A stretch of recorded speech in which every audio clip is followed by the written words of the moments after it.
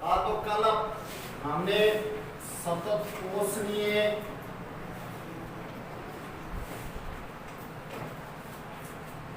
विकास के बारे में चर्चा की थी।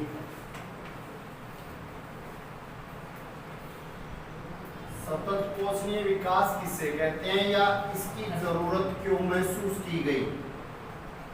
सतत पोषणीय विकास है, इसकी आवश्यकता क्यों हुई? क्योंकि हमने क्या किया, जो संसाधन है उनका अंधाधुंध उपयोग किया, बिना सोचे समझे संसाधनों का मानव ने उपयोग किया और उसके कारण बहुत सी समस्याएं उत्पन्न हो गई। कल मैंने आपको बताई थी अतिदोहन के कारण, संसाधनों के अतिदोहन के कारण सबसे पहला समस्या आई, संसाधनों का ह्रास हुआ, संसाधनों में क्या हुई, कमी हो गई। दूसरा, ओजोन परत का क्षरण हुआ। ये प्रश्न भी पॉइंट वाइज लिखा था हमने। ओजोन परत का क्षरण हुआ, जिसको अपन कहते हैं ना ओजोन परत में छेद हो गया, अपन बोलते हैं ना। तो ये किस कारण हुआ? संसाधनों का हमने अतिदोहन किया, उसके कारण पारिस्थितिकी संकट पैदा हो गया।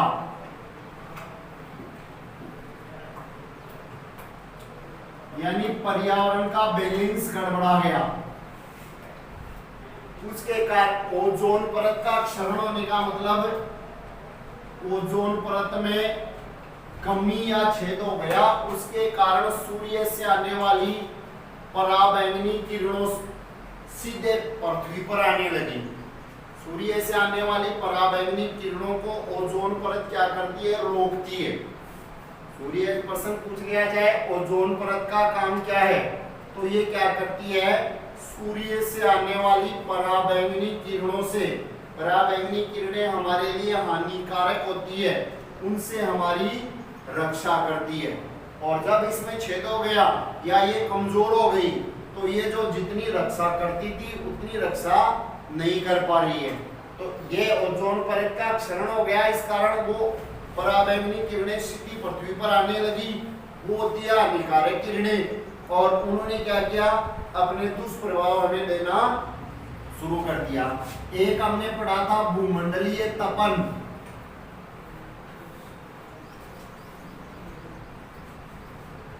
जिसको ग्लोबल वार्मिंग बोलते हैं। 2 दिन से न्यूज़पेपर में भी आ रहा है, आपने पढ़ी हो तो, न्यूज़पेपर पढ़ते हो तो 2 दिन से अगर आपने देखा हो तो न्यूज़पेपर में भी ये बात आती है कि पूरी पृथ्वी का तापमान बढ़ रहा है, और पूरी पृथ्वी का तापमान बढ़ेगा तो हमने देखा है कि महासागरों और पर्वतों पर बर्फ की चादर बिछी हुई है। हमारे यहाँ का जो हम पानी की चर्चा करेंगे जल व संसाधन वाले चैप्टर में, देखेंगे कि पानी का अधिकांश भाग है वो इन्हीं पर बर्फ की चादरों के रूप में है। और जब पूरे वायुमंडल का, भूमंडल का तापमान बढ़ेगा तो इनका तापमान भी बढ़ेगा, और बर्फ का तापमान बढ़ता है तो क्या होता है, वो पानी बनता है, पानी बनकर बर्फ कहाँ जाएगा, समुद्रों में। ये मान लिया समुद्र है, और इसमें पानी की आवक, बर्फ बढ़ गई, इससे क्या होगा, इसका क्षेत्र है वो बढ़ेगा। तो वो तटवर्ती इलाका है, समुद्र के किनारे जो बसे हुए देश है, जैसे श्रीलंका है, मालदीव है, ऐसे हमारे यहाँ भी तमिलनाडु है, तटवर्ती इलाके हैं, वो जलमग्न हो जाएंगे, तो ये समस्या बढ़ जाएगी।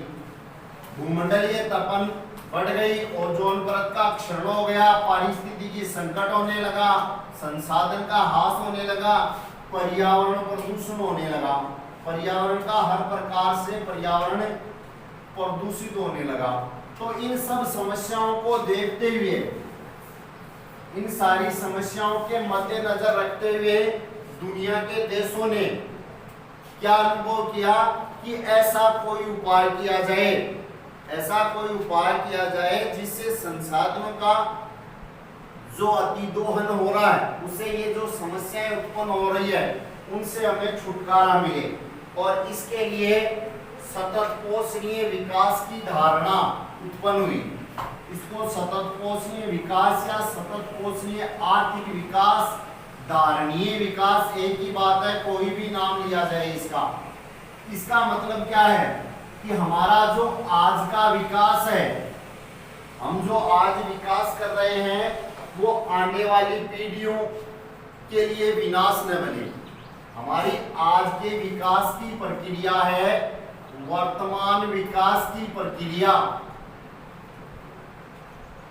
हमारे वर्तमान विकास की प्रक्रिया है वो भावी पीढ़ी के लिए, भावी पीढ़ी या भविष्य में आने वाली पीढ़ियों की आवश्यकताएं हैं, उनकी अवहेलना न करें।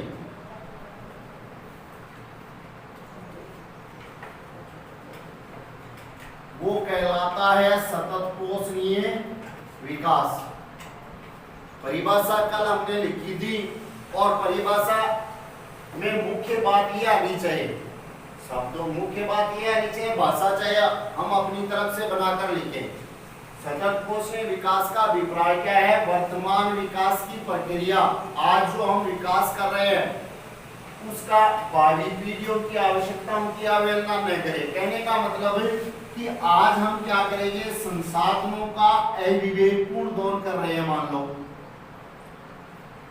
आज हमने क्या किया, संसाधनों का अविवेकपूर्ण दोहन किया। और अविवेकपूर्ण दोहन का अभिप्राय बिना सोचे समझे काम में लेना। और अविवेकपूर्ण दोहन बोल दें या अति दोहन बोल दें, इससे क्या होगा? हमने संसाधन के चैप्टर में पढ़ा था कि बहुत से संसाधन है वो क्या है, सीमित मात्रा में है, उसके भंडार असीमित नहीं है, सीमित मात्रा में है। और ज्यादा दोहन करेंगे तो वो भंडार क्या हो जाएंगे, खत्म हो जाएंगे। अब खत्म हो गया तो संसाधनों पर हमारा ये अधिकार है या आने वाली पीढ़ियों का भी है? भाई हाँ, हमारे पूर्वजों ने हमारे लिए छोड़ा है, हम आने वाली पीढ़ियों के लिए छोड़े। तो ये है उनकी आवश्यकताओं की अवहेलना कि हम क्या करें, अगर अति दोहन करेंगे तो वो खत्म हो जाएंगे, तो उनकी आवश्यकताओं की हमने अवहेलना कर दी। तो कहने का मतलब है कि हम आज का विकास है वो भविष्य के बारे में सोचकर करें। ये तो है सतत पोषणीय विकास।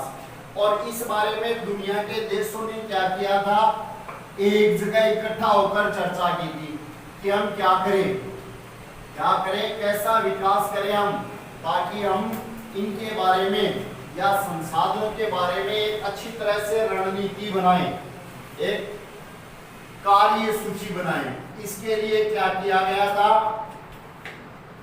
पहला पृथ्वी सम्मेलन हुआ था।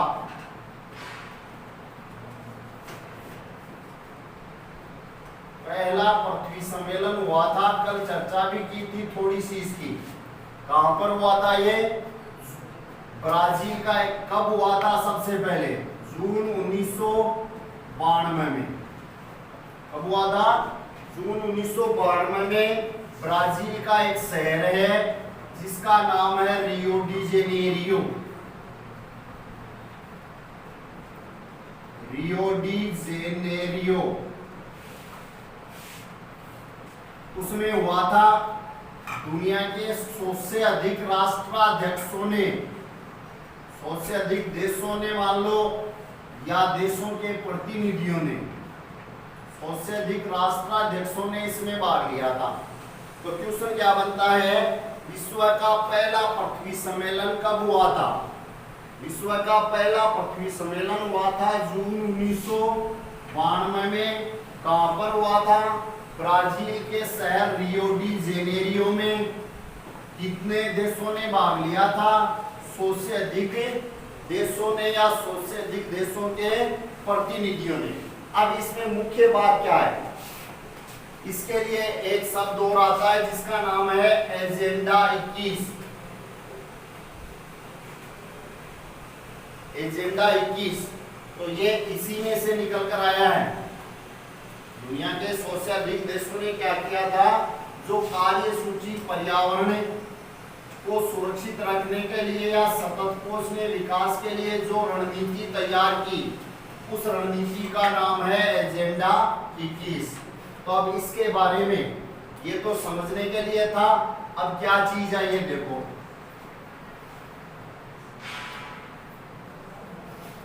यानी हमें नोट क्या करना है,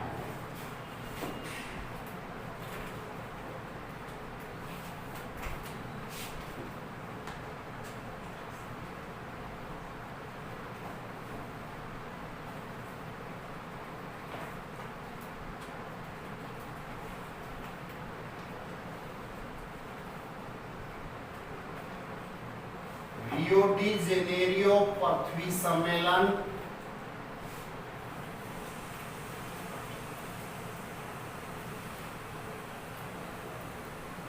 जून 1992। जो क्वेश्चन दो बताए थे वो इसी में आ गए। रियो डी जेनेरियो क्या है, शहर का नाम है, वहां पर पृथ्वी सम्मेलन हुआ था। कब हुआ था, जून 1992 में। तो जून 1992 में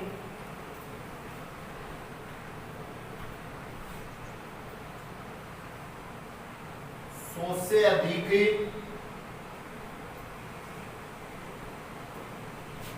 राष्ट्राध्यक्षों ने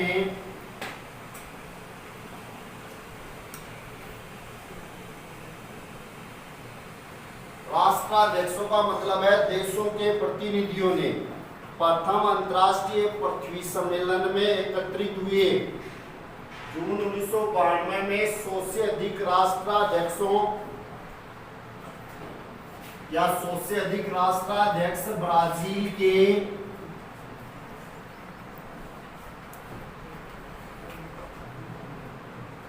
रियो डी जेनेरियो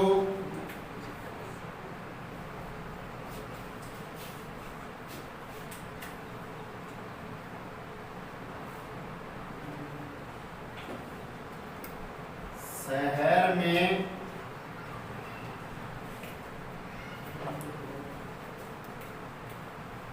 एकत्रित हुए। ब्राजील का शहर है रियो डी जेनेरियो, वहां पर इकट्ठा हुए। इस सम्मेलन का आयोजन क्यों किया गया, तो इस सम्मेलन का आयोजन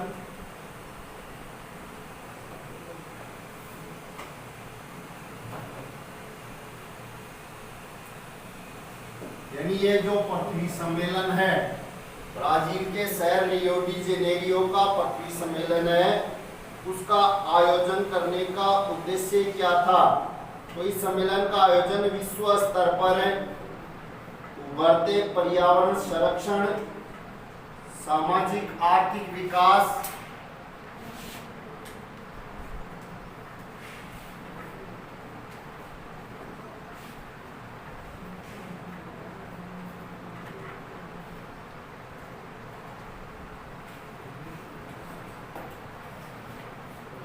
विश्व स्तर पर उभरते पर्यावरण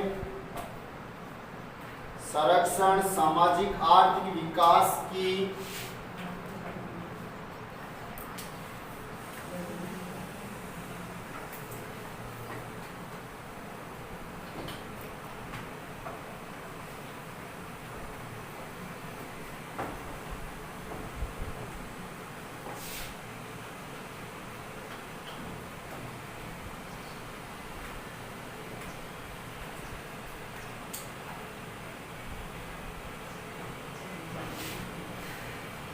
समस्याओं का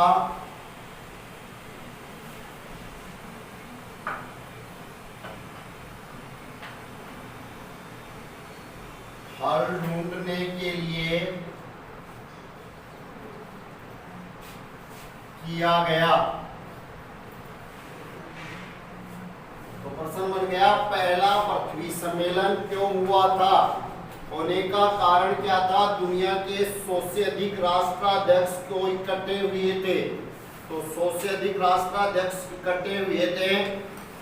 पर्यावरण संकट है, पर्यावरण संरक्षण, पर्यावरण की सुरक्षा और सामाजिक आर्थिक विकास की जो समस्याएं मैंने अभी बताई थी, भूमंडलीय तापन है, ग्लोबल वार्मिंग, ओजोन परत क्षरण है, इन समस्याओं का हल ढूंढने के लिए हुआ।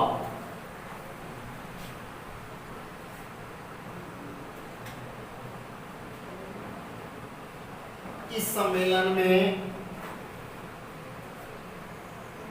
इसमें उपस्थित नेताओं का मतलब जो राष्ट्राध्यक्ष इकट्ठे हुए थे, नेताओं ने क्या किया, भूमंडलीय जलवायु परिवर्तन और जैविक विविधता पर एक घोषणा पत्र तैयार किया।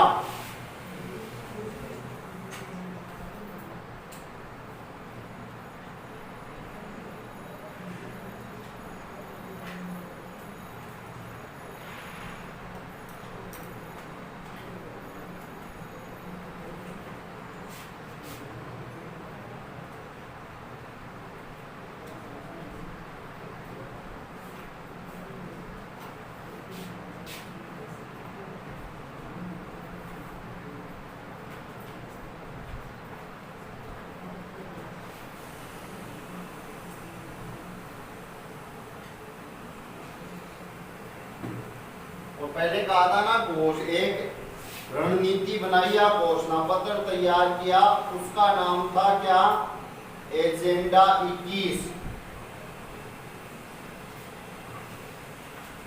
जो घोषणा पत्र तैयार किया गया था उसे क्या कहा गया था, एजेंडा 21। तो ये तो रियो डी जेनेरियो का पृथ्वी सम्मेलन है। प्रश्न पूछा जाए, रियो डी जेनेरियो के पृथ्वी सम्मेलन पर टिप्पणी लिखिए, या इससे संबंधित कोई छोटा क्वेश्चन हो, कब हुआ था, कहां पर हुआ था, कितने देशों ने भाग लिया, क्यों लिया या क्यों इकट्ठे हुए, उन सब का उत्तर इसमें आ गया। अब इसमें जो रणनीति तैयार की उसमें उसका नाम दिया गया एजेंडा 21।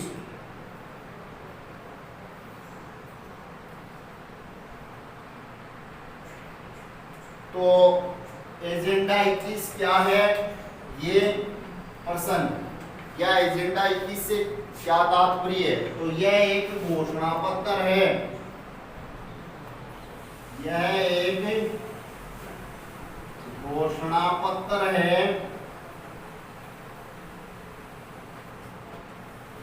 जो कहां पर तैयार किया गया था, रियो डी जेनेरियो के पृथ्वी सम्मेलन में, जिसे 1992 में ब्राजील के शहर रियो डी जेनेरियो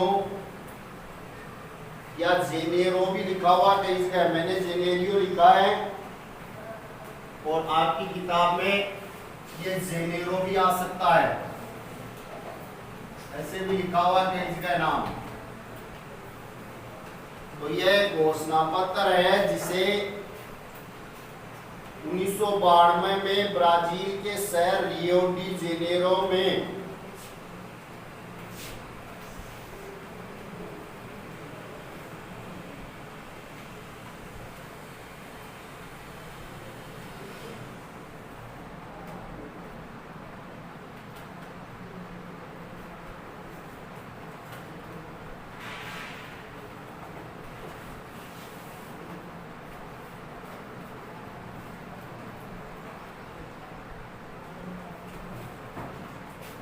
संयुक्त राष्ट्र पर्यावरण और विकास सम्मेलन के तत्वावधान में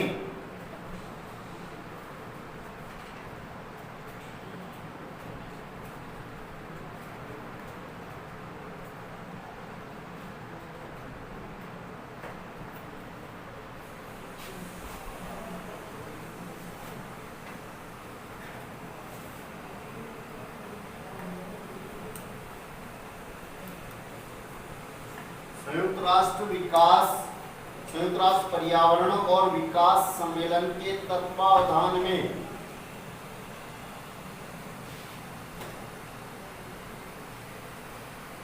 इसका नाम है UNCED, इसका शॉर्ट में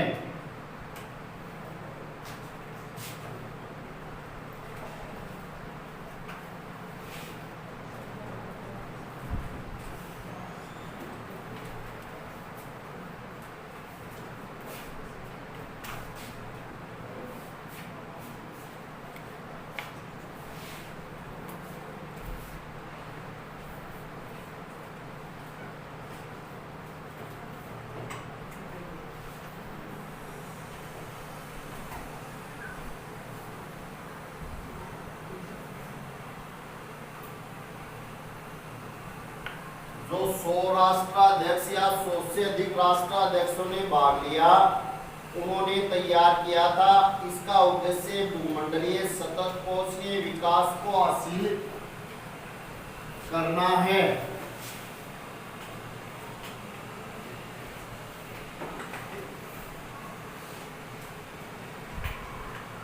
इसका उद्देश्य एजेंडा 21 का।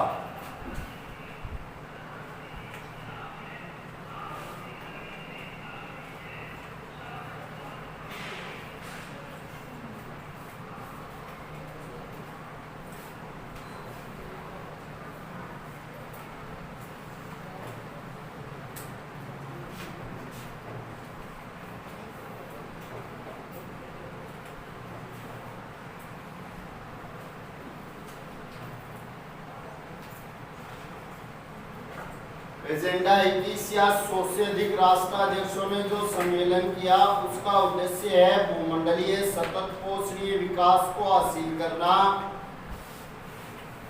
यह एक कार्य सूची है जिसका उद्देश्य समान हितों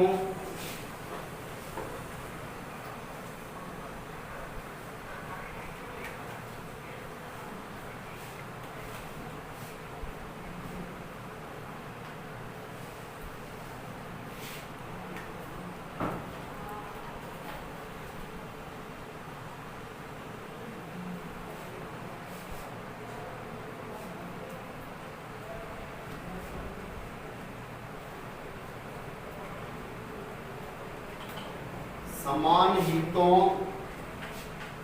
पारस्परिक आवश्यकताओं और सम्मिलित जिम्मेदारियों के अनुसार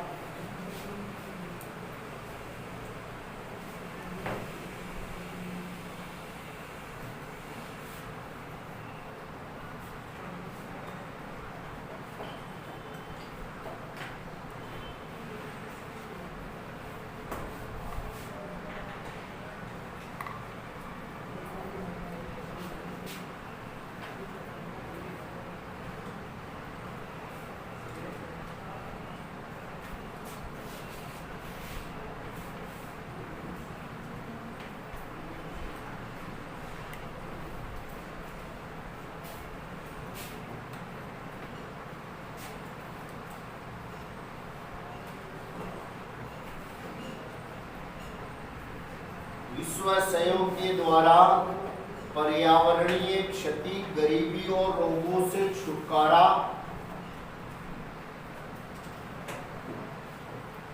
रोगों से निपटना है।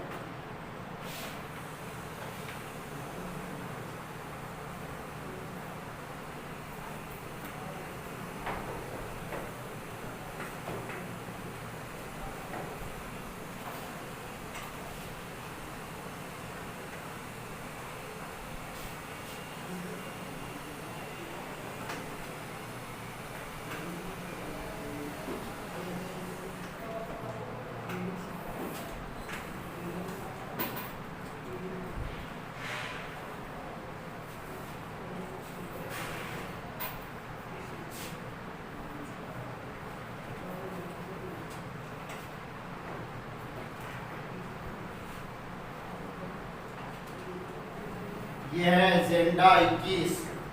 दोबारा देख लो, एजेंडा 21 किसकी देन है? पहला पृथ्वी सम्मेलन हुआ था उसकी।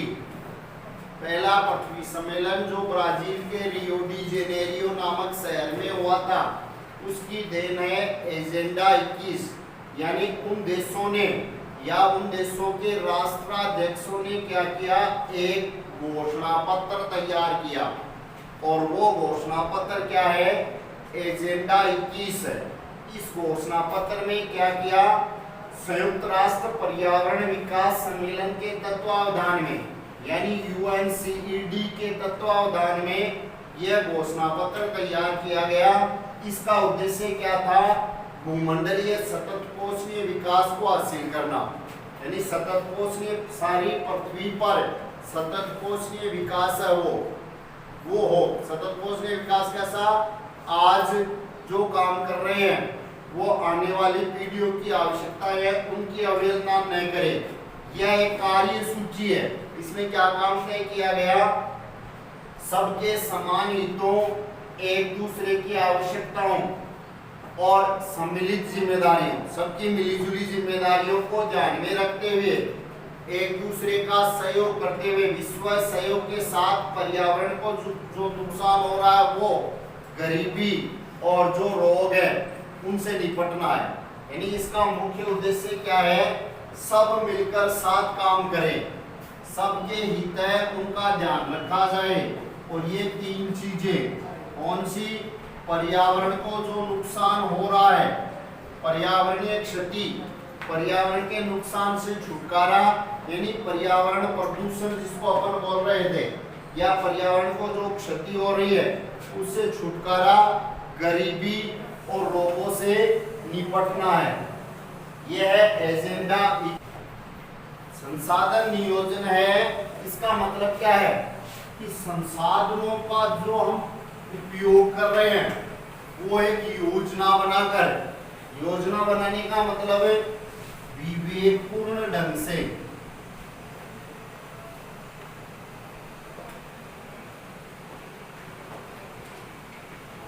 उपयोग करें।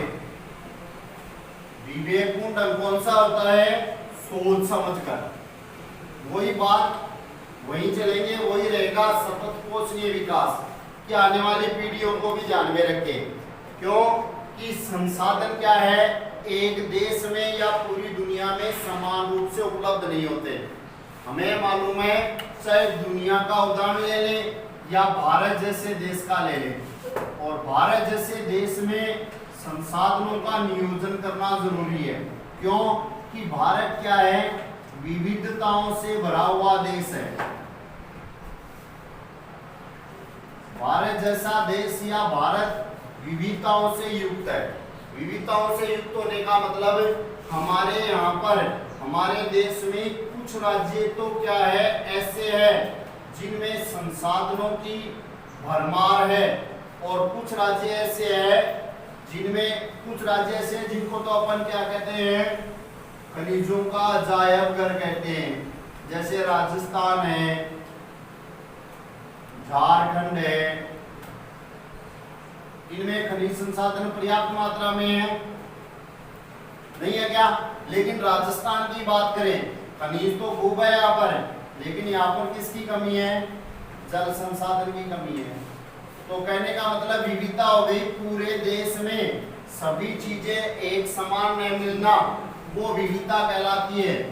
एक देश के एक इलाके में किसी संसाधन की बहुतायत होना और उसी देश के दूसरे इलाके में उस संसाधन की कमी होना। बहुतायत का तो मतलब है आवश्यकता से अधिक, और कमी का मतलब जितना जरूरत हो उतना ही न हो। तो ये हो गई विविधता।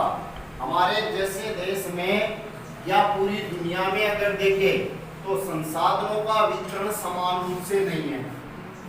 संसाधनों का वितरण है वो समान नहीं है। कुछ इलाके या कुछ क्षेत्र तो ऐसे हैं जहाँ जो संसाधन की दृष्टि से संपन्न है, लेकिन कुछ इलाके ऐसे हैं जहाँ पर संसाधन बहुत कम है।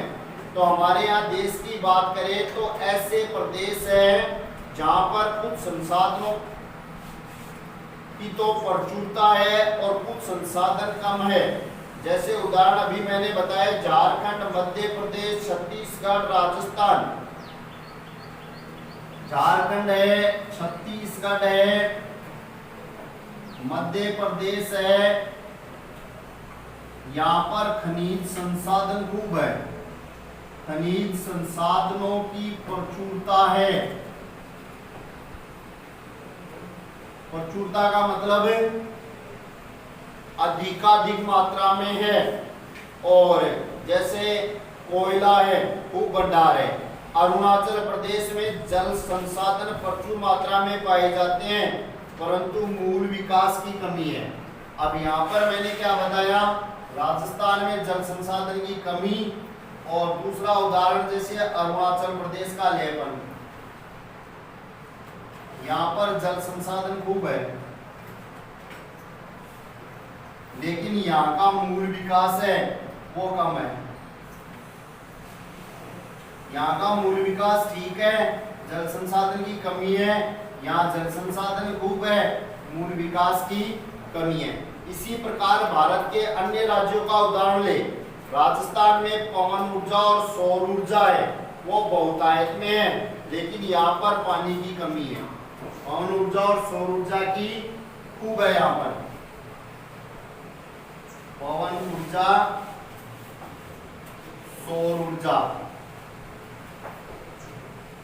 लेकिन कमी किसकी है यहाँ पर है, जल संसाधन की कमी है। जल संसाधन बहुत कम मात्रा में है। लद्दाख है, वहां पर शीत मरुस्थल देश के अन्य भागों से सर्दी बहुत ज्यादा है, अन्य भागों से अलग थलग है, तो सांस्कृतिक विरासत का धनी है। आधारभूत अवसंरचना कुछ खनिजों की कमी है, इसलिए राष्ट्रीय, प्रांतीय, प्रादेशिक, स्थानीय स्तर पर संतुलित संसाधन नियोजन की आवश्यकता है। कहने का मतलब है कि एक हमारे देश का उदाहरण ले, ऐसे ही विश्व के अन्य भागों में। अब यहाँ पर मैंने क्या बताया, संसाधनों का वितरण क्या है, असमान है, समान नहीं है। कुछ इलाके में एक संसाधन ज्यादा मात्रा में है, कुछ में कम मात्रा में है। तो हमें क्या करना है, इन संसाधनों की विविधता को देखते हुए संतुलित संसाधन नियोजन की आवश्यकता है। संतुलित का मतलब संसाधनों को काम में लेने की योजना इस प्रकार बनाई जाए कि कमी और बहुतायत दोनों का समान रूप से, असमान वितरण को समान बनाया जाए। कहने का मतलब है कि ये जो मैंने आपको बताया असमान वितरण, उसको समान बनाना। किसी भी प्रदेश के किसी संसाधन की बहुतायत या कमी को देखते हुए योजना बनाकर संसाधनों का जो विकास किया जाए वो कहलाता है संसाधन नियोजन।